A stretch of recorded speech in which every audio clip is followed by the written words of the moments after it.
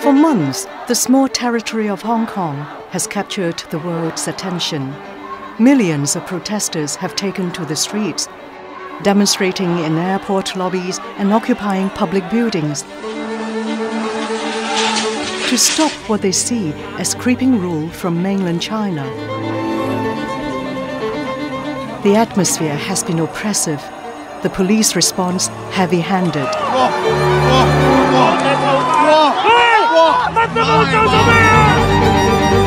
In this video, we look at what has been happening, why, and how the police have escalated tensions.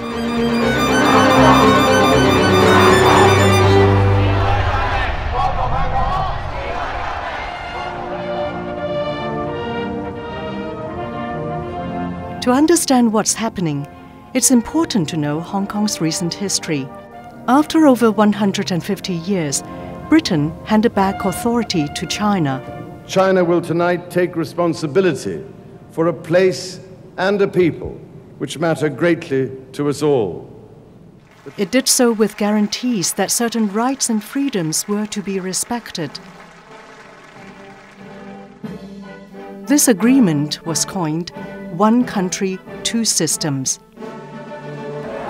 Many in Hong Kong feared that China, an emerging superpower, would break this promise.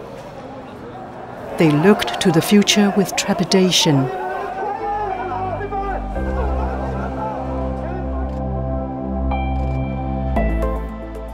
In the years since the handover, China has tried to introduce policies increasing its control over the territory.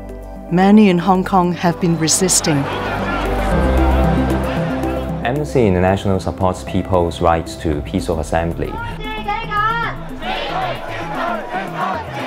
So this year, when the chief executive of Hong Kong, Carrie Lam, tried to introduce a bill that would allow the extradition of criminal suspects to mainland China, people were ready. An estimated 1 million people took to the streets to protest. It was a peaceful event with few arrests. Today we are out here walking in the streets of Hong Kong, standing up for ourselves and our future, and just to uphold our basic human rights. However, the situation changed dramatically a few days later. Tens of thousands of people surrounded the Legislative Council building. Everything started peacefully. But as the day went on, Amnesty International received reports of rising tensions.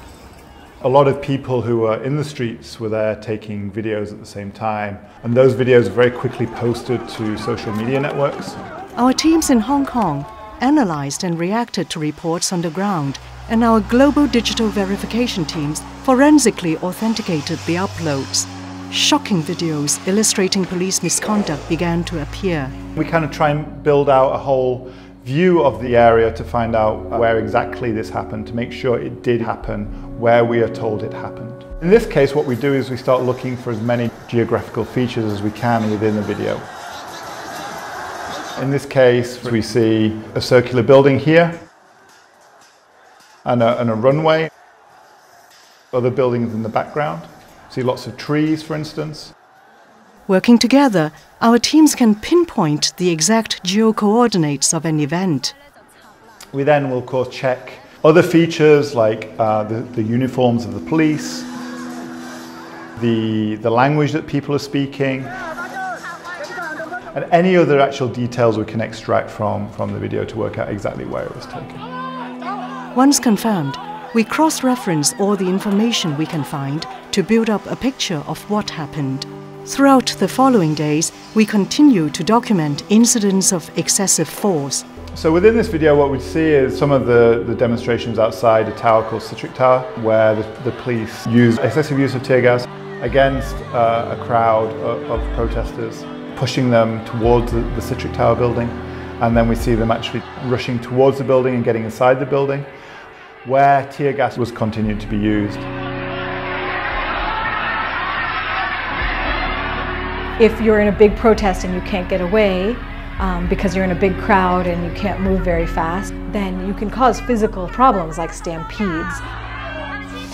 And then the biggest thing we're seeing, and I see a real concern for this in Hong Kong, is that these canisters are projectiles.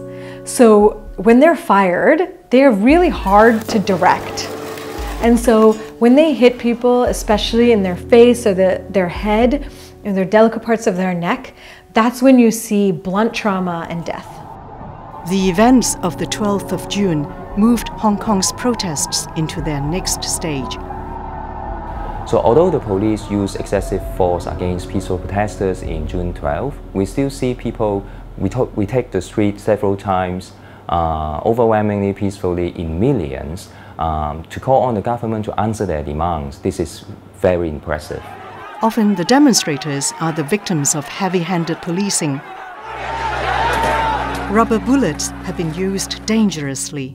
Tear gas has been deployed in densely populated residential areas.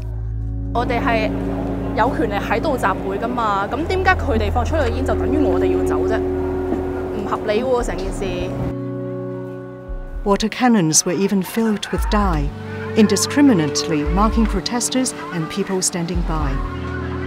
As the months of uncertainty played out, our teams continuously monitored the situation, discovering evidence of arbitrary arrest, beatings, and even torture in police custody.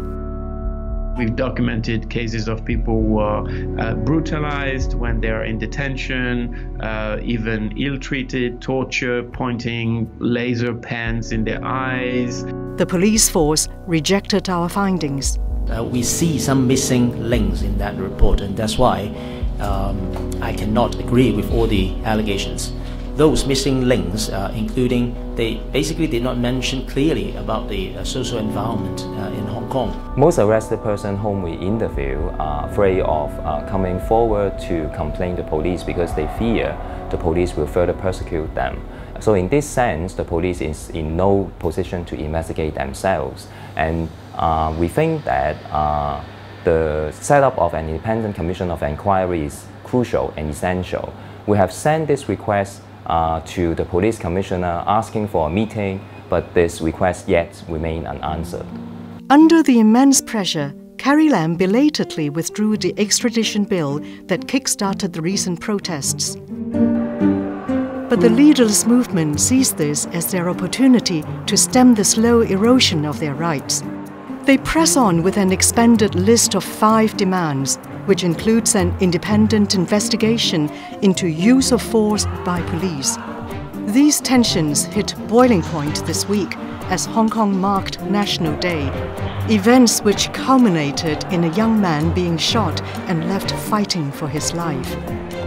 For the authorities to de-escalate the situation and rebuild public trust, they must, as a first step, ensure an independent, impartial investigation aimed at delivering truth, justice, and reparations.